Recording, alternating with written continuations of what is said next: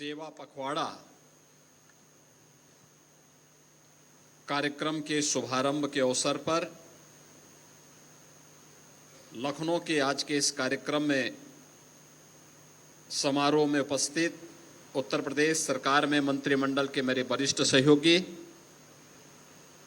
उप मुख्यमंत्री श्री केशव प्रसाद मौर्य जी, उप मुख्यमंत्री श्री ब्रजेश पाठक जी, प्रदेश की महिला कल्याण एवं बाल विकास विभाग की मंत्री श्रीमती बेबी रानी मौर्य जी, राज्य मंत्री चिकित्सा स्वास्थ्य एवं परिवार कल्याण श्री मयंकेश्वर शरण सिंह जी, राज्य मंत्री महिला कल्याण एवं बाल विकास विभाग श्रीमती प्रतिभा शुक्ला जी, मान्य विधायक, अन्य सम्मानित जनप्रतिनिधिगण, विभाग के प्रमुख सचिव, केजीएमयू के कुलपति और अन्य वरिष्ठ आचार्यगण, सभी हमारे यहाँ के चिकित्सक और प्रदेश भर से उपस्थित विभिन्न कार्यक्रमों में उपस्थित सभी सम्मानित चिकित्सक, आंगनबाड़ी से जुड़ी हुई बहनें, उपस्थित बहनों और भाइयों, आज पूरा देश अपने यशस्वी प्रधानमंत्री और दुनिया के सबसे लोकप्रिय राजनेता आदरणीय श्री नरेंद्र मोदी जी का 75वें जन्मदिन के कार्यक्रम के साथ जुड़ रहा है। मैं इस अवसर पर उत्तर प्रदेश की 25 करोड़ जनता की ओर से आदरणीय प्रधानमंत्री जी को उनके पावन जन्मदिन की हृदय से बधाई देते हुए उत्तर प्रदेश और देश के लिए उन्होंने अभी जो संदेश दिया है, उस संदेश को उत्तर प्रदेश पूरी प्रतिबद्धता से लागू करेगा, इस विश्वास के साथ आज स्वस्थ नारी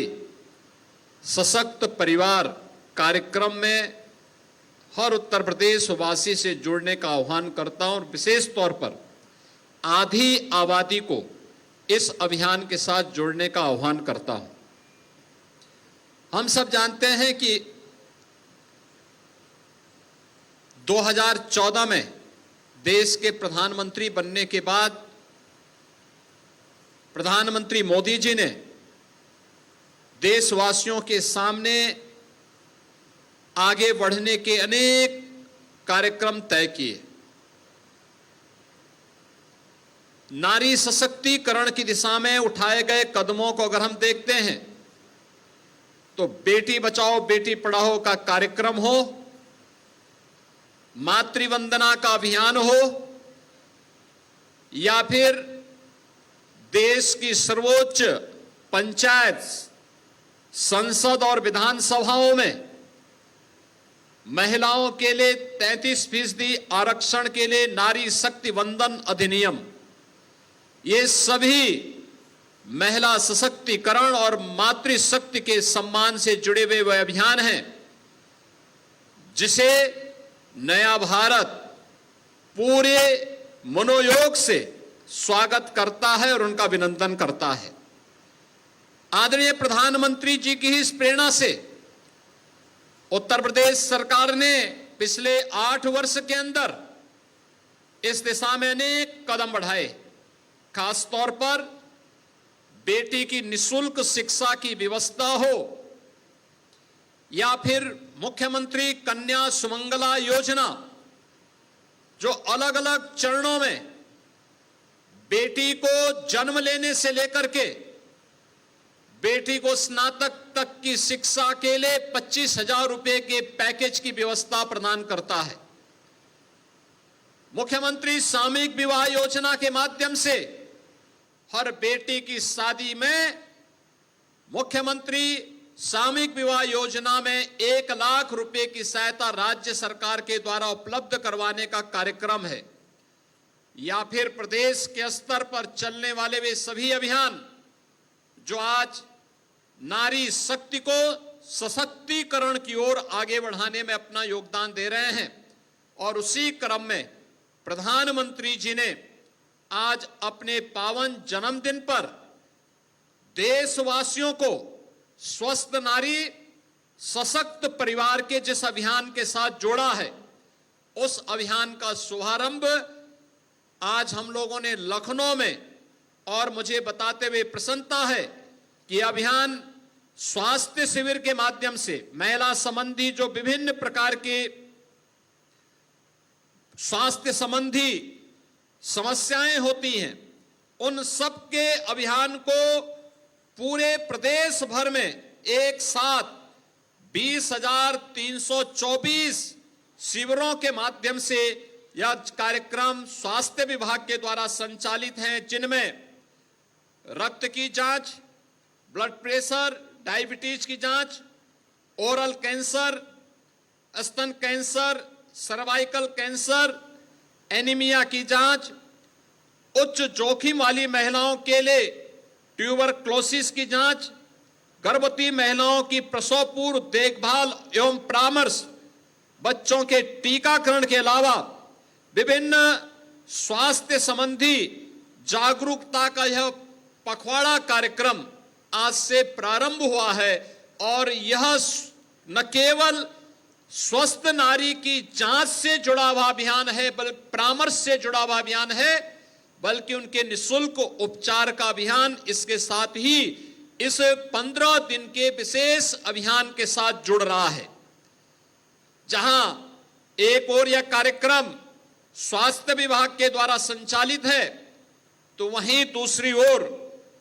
प्रदेश भर की 1,89,000 आंगनबाड़ी केंद्रों में भी आज यह कार्यक्रम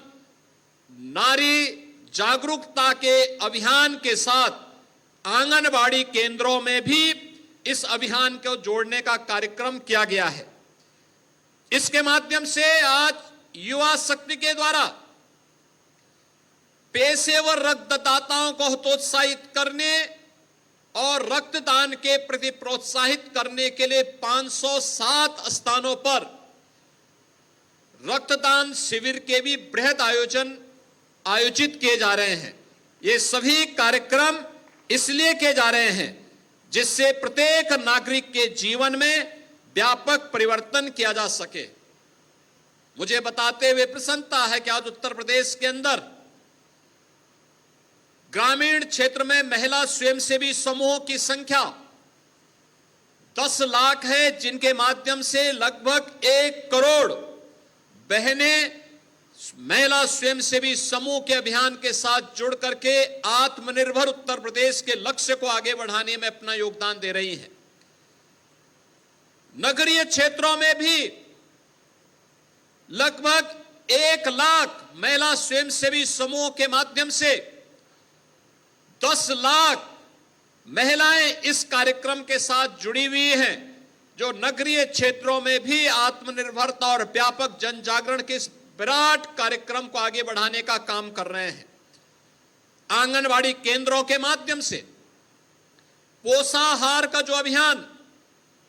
हम लोग कुपोषित माता को या कुपोषित बच्चे के लिए उपलब्ध करवाते हैं, उस अभियान में THR प्लांट प्रदेश के अंदर 204 अब तक कार्य कर रहे हैं। और मुझे बताते हुए प्रसन्नता है कि इन THR प्लांट के माध्यम से महिला स्वयंसेवी समूहों के माध्यम से 60,000 बहनें 8,000 रुपये प्रति माह इसके माध्यम से पैसा भी कमाती हैं। आज हम लोगों ने NAFED से इसके बारे में चर्चा की है कि इन THR प्लांट को और बड़े पैमाने पर आगे बढ़ाने और आंगनबाड़ी केंद्रों की उन महिला स्वयंसेवी समूह के माध्यम से जो रेसिपी तैयार किया जाए, वह न केवल आंगनबाड़ी केंद्रों के माध्यम से आगे बढ़ाने का कार्य हो, बल्कि इस अभियान के माध्यम से हम यह सुनिश्चित करेंगे कि जो अतिरिक्त उत्पादन उन THR प्लांट के माध्यम से हो, उन THR प्लांट को उस अतिरिक्त प्रोडक्शन को NAFED अपने केंद्रों के माध्यम से बेचने का काम करेगा। इसके माध्यम से उन बहनों की अतिरिक्त आमदनी हो पाएगी, जिसको हम लोग अब तक ये मानते थे कि राज्य सरकार के सहयोग से आगे बढ़ पाएंगे। अब राज्य सरकार ही नहीं बल्कि भारत सरकार की संस्था नेफेड भी उसमें सहभागी बनकर के बड़ी संख्या में, हजारों की संख्या में उन बहनों को आगे बढ़ाने, आत्मनिर्भरता के लक्ष्य को प्रदान करने में अपना योगदान दे पाएंगे। पिछले 11 वर्ष में प्रधानमंत्री मोदी जी के नेतृत्व में स्वास्थ्य के क्षेत्र में जो क्रांतिकारी परिवर्तन देखने को मिला है वह हम सबके सामने है। और मैं तो आज के दिन पर खास तौर पर चिकित्सा स्वास्थ्य विभाग को इस बात के लिए धन्यवाद दूंगा कि उन्होंने 41वां मेडिकल कॉलेज भी कल प्रारंभ कर दिया है पिछले 8 वर्ष के अंदर, और यह भी अमेठी के अंदर प्रारंभ हुआ। आप सोचो, अमेठी का नाम आप सुनते रहे हैं, लेकिन अमेठी में अपना मेडिकल कॉलेज पिछले 70 वर्षों में वे लोग नहीं बना पाए जिन्होंने 65 वर्षों तक देश में शासन किया था। लेकिन प्रधानमंत्री मोदी जी के नेतृत्व में हम लोगों ने 8 वर्ष के अंदर ही अमेठी में भी मेडिकल कॉलेज दे दिया है, और 50 सीट के साथ इस सत्र में उसमें प्रवेश प्रारंभ होंगे। मैं इसमें खास तौर पर मयंकेश्वर शरण सिंह जी को, जिन्होंने इस मेडिकल कॉलेज के निर्माण में स्वयं की प्रॉपर्टी भी उपलब्ध करवाने में योगदान दिया था, मैं इसके लिए उनको हृदय से विशेष रूप से उनको बधाई देता हूं। आप सोचो कि देश यानी उत्तर प्रदेश में जब से आधुनिक स्वास्थ्य की सुविधाएं प्रारंभ हुई होंगी, तब से लेकर के 2017 तक केवल 40 मेडिकल कॉलेज बने थे, प्राइवेट और सरकारी दोनों मिलाकर, और पिछले 8 वर्ष में ये 41 मेडिकल कॉलेज बन गए हैं, और इनमें ज्यादातर सरकारी मेडिकल कॉलेज बने हैं, प्राइवेट कम सरकारी ज्यादा। क्योंकि सरकारी मेडिकल कॉलेज में हम लोग फ्री में उपचार की सुविधा दे पाते हैं, दवा भी उपलब्ध करवा पाते हैं, जांच की सुविधा भी उपलब्ध करवा पाते हैं, और ये सुविधा वहां पर विस्तार से उन्हें उपलब्ध कराया जाता है। महिला कल्याण और बाल विकास विभाग के माध्यम से भी जो कार्यक्रम चलाए गए हैं उसके परिणति हम सबके सामने आई है। और उसमें खास तौर पर हम लोग जब नेशनल फैमिली हेल्थ सर्वे को देखते हैं, इसमें जिसके बारे में आदरणीय प्रधानमंत्री जी भी चर्चा कर रहे थे कि हमें मातृ मृत्यु दर और शिशु मृत्यु दर को न्यूनतम स्तर पर लेके जाना है। थोड़ा प्रयास हुआ, आज परिणाम हम सबके सामने आया, और वह परिणाम है, अगर हम 2015-16 की तुलना में 2019 से 21 के आंकड़े अभी तक हैं, उससे आगे के आंकड़े और भी अच्छे आए हैं, जिसमें अगर हम लोग देखेंगे कि एनीमिया के स्तर में 5.1% का सुधार हुआ है, स्टंटिंग में 6.6% का सुधार हुआ है, अल्प वजन में 7.4% का सुधार हुआ है, और सूखापन में 0.6% का सुधार इसमें हुआ है। हम लोगों ने यह भी देखा कि शिशु मृत्यु दर घट करके यह 37 पर आया है, यानी 45 से 37 पर आया है, और मातृ मृत्यु दर 141 पर आई है। यानी यह भी वहां आंकड़े हैं जो दिखाता है कि हमारी दिशा सही है, और जब योग्य मार्गदर्शन आदरणीय प्रधानमंत्री जी का हो और नियत साफ हो, नीति स्पष्ट हो, तो परिणाम आने में देर नहीं लगती है। मातृ मृत्यु दर, शिशु मृत्यु दर, एनीमिया के स्तर में सुधार, स्टंटिंग को और यानी स्टंटिंग के स्तर में सुधार, अल्प वजन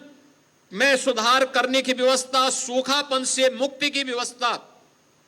जैसे आने वाले परिणाम इस दिशा में हमें आगे बढ़ाने का कार्य करते हैं। आज जब हम प्रधानमंत्री जी के इस पावन जन्म दिवस के अवसर पर यहां पर एकत्र हुए हैं, मुझे बताते हुए प्रसन्नता है, उत्तर प्रदेश सरकार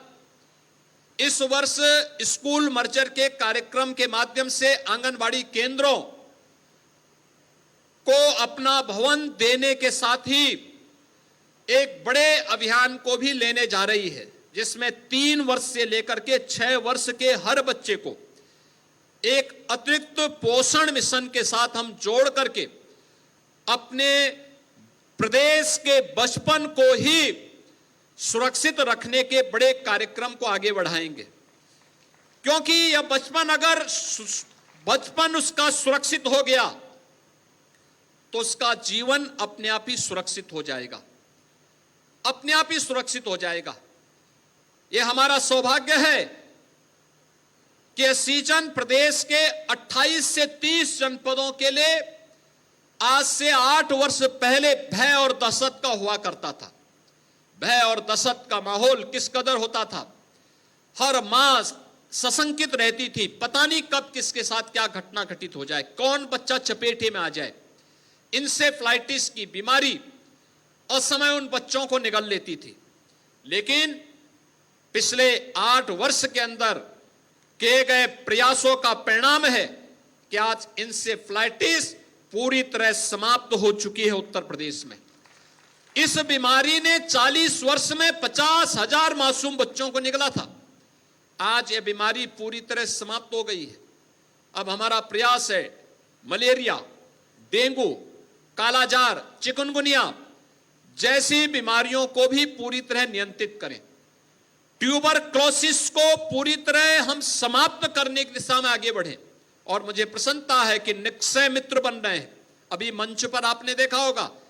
कि रक्तदाता स्वतः स्फूर्त भाव के साथ लोगों ने जो रक्तदान के लिए आगे आए, उन लोगों को हम लोगों ने यहां पर इस मंच के माध्यम से सम्मानित भी किया। आपने देखा होगा सर्वाधिक बार रक्तदान करने वाले जो सज्जन आए थे मंच पर, आपने देखा होगा उन्होंने अब तक 224 बार रक्तदान किया है।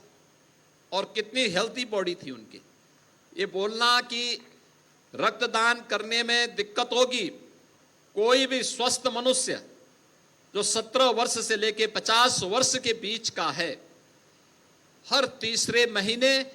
अपना रक्तदान कर सकता है, 1 यूनिट ब्लड डोनेट कर सकता है। और वह देखो 224 बार उन्होंने किया है। कितने वर्ष उनको लगे होंगे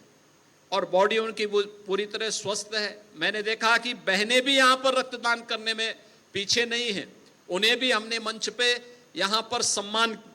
सम्मान किया है। इसके साथ ही निक्षय मित्र यानी ट्यूबरक्लोसिस जैसी बीमारी को पूरी तरह समाप्त करना है। इसके लिए भी जो अभियान चल रहा है, तमाम लोगों ने पोषण पोटली दे दे करके, इसमें व्यक्तिगत रूप से भी और तमाम अन्य संगठन भी सामने आए हैं। HCL फाउंडेशन भी सामने आया है। व्यक्तिगत रूप से भी लोगों ने पहल करके पोषण पोटली को उन जरूरतमंदों तक पहुंचाने का काम किया है, जो ट्यूबरक्लोसिस को मुक्त करके अपने गांव को, अपने जनपद को, अपने प्रदेश को और अपने देश को पूरी तरह टीबी मुक्त करने के इस अभियान का हिस्सा बन रहे हैं। मैं इन सब का इस अवसर पर हृदय से अभिनंदन करता हूं और विश्वास करता हूं कि प्रधानमंत्री जी ने जो टारगेट हम सबको प्रदान किया है इस दिशा में आगे बढ़ने के लिए, उसमें उन आंगनबाड़ी कार्यकर्तियों को, अभिभावकों को और ग्राम प्रधानों को जिन्होंने संभव अभियान के माध्यम से इस अभियान को तेजी के साथ आगे बढ़ाया है, उनका सम्मान हुआ है। अन्य कार्यक्रमों में भी यहां पर अन्य कार्यक्रम भी यहां पर सभी कुशलतापूर्वक आगे बढ़े हैं। मुझे पूरा विश्वास है कि अगले 15 दिनों के अंदर ये सभी कार्यक्रम कुशलतापूर्वक आगे चल करके हम लोग विजयादशमी के अवसर पर इस विजयोत्सव के साथ जुड़ेंगे कि उत्तर प्रदेश देश के अंदर अग्रणी पंक्ति में इस अभियान का हिस्सेदार बनेगा। इस विश्वास के साथ मैं इस अवसर पर विशेष रूप से महिला कल्याण और बाल विकास विभाग से कहूंगा कि वह इन आंगनबाड़ी बहनों को समय पे स्मार्टफोन दे दें, जिससे हम इनके मानदेय को बढ़ाने का काम कर सकें। क्योंकि मैं चाहता हूं कि इनके द्वारा जो कार्य किया जाता है उस कार्यक्रम को सम्मान देने का सबसे अच्छा माध्यम होगा। हम उन्हें स्मार्टफोन दें, उनकी ट्रेनिंग दें और उनके माध्यम से इंसेंटिव को उनको बढ़ा करके समय से वह भुगतान उनको होता रहे और मानदेय उनका बढ़ सके, जिससे सम्मानजनक ढंग से वे अपनी सेवाओं को इस पूरे अभियान के साथ जोड़ने में योगदान दे सकें। इस विश्वास के साथ मैं एक बार फिर से इस पूरे अभियान के लिए, स्वस्थ नारी सशक्त परिवार के इस कार्यक्रम के लिए आप सभी को, पूरे प्रदेशवासियों को हृदय से बधाई देता हूं, अभिनंदन करता हूं। आदरणीय प्रधानमंत्री जी के स्वस्थ और दीर्घजीवी होने की कामना करते हुए प्रभु श्री राम से ही प्रार्थना करता हूं कि लंबे समय तक पूरे देश को उनका नेतृत्व और यशस्वी मार्गदर्शन प्राप्त होता रहे। आप सबके प्रति मेरी मंगल में शुभकामनाएं हैं। धन्यवाद। जय हिंद। बहुत बहुत धन्यवाद। माननीय मुख्यमंत्री महोदय, आपके आशीर्वचन के लिए मैं धन्यवाद ज्ञापन